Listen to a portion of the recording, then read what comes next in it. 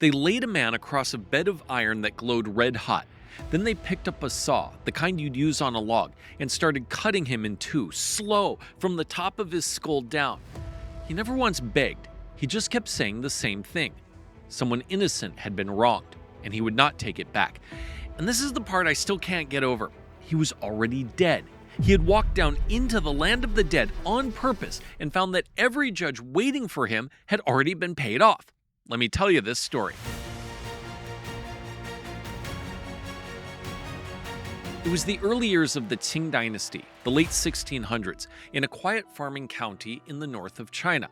The kind of place where everybody knows everybody else, and a grudge can outlive the people who started it. In one of those villages lived an old man named Xí. He was poor, he was honest, and in those days, being both at once was a dangerous way to live, because Xí had an enemy, a rich man down the road named Yang. Now, you have to understand how justice actually worked back then. On paper, there was a magistrate and a court and the law. In practice, the law belonged to whoever could pay for it. A rich man bought the magistrate the way he bought his rice. So when a poor man went up against a rich one, the only court he could really count on, the only judge nobody could buy, was the one he believed was waiting in the next world. That was the whole hope of a man like Xí, that this life was crooked, but the next one would be fair. Now, hold on to that, because this story takes that hope and breaks it in half. The two old men had been at each other for years, a quarrel over land, the way these things always start. And then Yang died first. And you'd think that would have settled it. It didn't, because a man with enough gold can reach a long way, further than you think. Yang went down into the world of the dead, carrying his fortune with him, and he did exactly there what he'd always done up here. He bought people. He paid off the officials of the underworld, and he sent them back up after the man he hated. Xí began to waste away. No fever anyone could name, no wound anyone could find. He just lay there, growing thinner, crying out that he was being beaten, that they were dragging him somewhere in the dark, that he had been wronged. And one morning, the old man died with that word still in his mouth, wronged. His son was named Xí Fāngpíng, and Xí Fāngpíng knew exactly what had happened to his father. He didn't weep, and he didn't shout. He got very quiet. He sat with the body a long time, and then he made the kind of decision a sane man never makes. He was going to take Yang to court, not in this world, in the other one. So Xí Fāngpíng lay down on his bed. He closed his eyes. He let his own spirit slip loose from his body, and he walked, alive, through the gates of the land of the dead, with a complaint clutched in his hand. The first thing he learned down there is that the dead are governed exactly like the living. There are offices, there are clerks, there are courts stacked one above the other all the way to the top, and there is a going rate for everything. He started at the bottom, at the court of the Chenghuang, the city god, the local magistrate of that whole district of the dead. Xí Fāngpíng laid out his case. My father was innocent. This man Yang murdered him with bribes. I want it heard. And the case went nowhere. Young Silver had gotten there first. The city god barely looked up. So Xí Fāngpíng climbed. He carried his complaint to the higher court, the prefecture, and found the bribe already waiting for him at the top of the stairs. He climbed again, all the way to the great hall of Yanluo Wang, the king of the underworld himself, the closest thing the dead have to a judge. And Yang's gold was sitting in that hall too. The rot didn't stop near the top. It went all the way to the top. And here is where they made him an offer. Because the officials of the dead had run into a problem they did not understand. They tried to buy him. Drop the case, they said. Take the silver, go home, be rich and quiet. Every other man they had ever met would have taken that deal. It's the whole reason their system worked. Xí Fāngpíng said no. And that was the thing they could not forgive. Not the accusation, they got those all the time. What they couldn't stand was a man who wanted nothing they could give him. A man you can't buy is the one thing a bought court has no answer for. So they stopped trying to pay him, and they started to try to break him. They laid him down on a bed of iron heated until it glowed and held him there.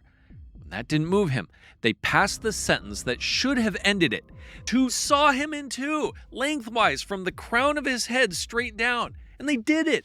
2 demon executioners set the blade against his skull and began to pull. Now, here's the one mercy in the whole thing. Those 2 executioners had watched this man climb court after court and refused bribe after bribe. And somewhere in whatever they had instead of a heart, it moved them. So as they sawed, they tilted the blade just slightly, just enough to pass to one side of his heart so the cut wouldn't kill the part of him that wouldn't quit. And through all of it, the iron, the saw, his own body coming apart, Xí Fāngpíng did not take back a single word. A man being cut in half who still won't shut up about the truth. If that doesn't earn a subscribe out of you, I don't know what we're doing here. Stay with me, because somehow he is not done. When they saw they couldn't torture the truth out of him, they tried something worse. They decided to erase him. They sentenced Xí Fāngpíng to be born again, a fresh baby, a clean mind, no memory of his father, no memory of the case. Silence him by turning him into someone new. And the boy, newly born, screaming in a stranger's arms, refused to nurse. He would not take the milk.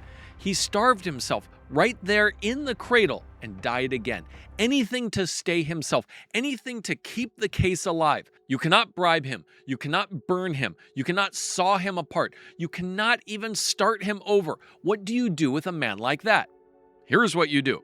If you're heaven and you've been pretending not to look, eventually you have to look. On the road between death and his next birth, Xí Fāngpíng crossed paths with a great procession. Banners, guards, the retinue of a king's son, a figure simply called the 9th Prince.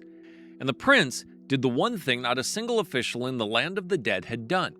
He stopped, and he listened. He heard the whole story out of this battered, sawn, twice-dead boy, and he brought him before Erlang Shen. Now, you have to know who Erlang is, or the ending doesn't make sense. Erlang Shen is a warrior god, and he is famous for one thing above all others, a third eye set in the middle of his forehead that sees straight through the truth of a thing.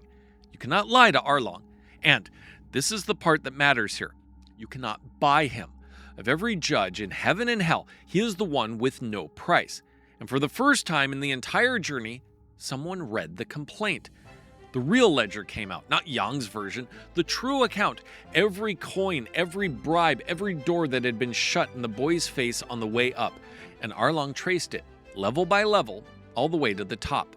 The city god, the judge of the prefecture, the king of the underworld himself, every one of them. So the reckoning came down on all of them. The corrupt officials of the dead were stripped of their posts and thrown into their own fires. The Yang family, their stolen fortune was seized, every coin of it, and their family line was cut off at the root, so that the gold that had bought 2 worlds bought them nothing in the end. And then, Erlang did the thing the boy had crossed death itself to win.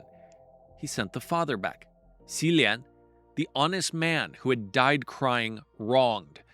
He was returned to his life, with years added onto it that he had never been owed.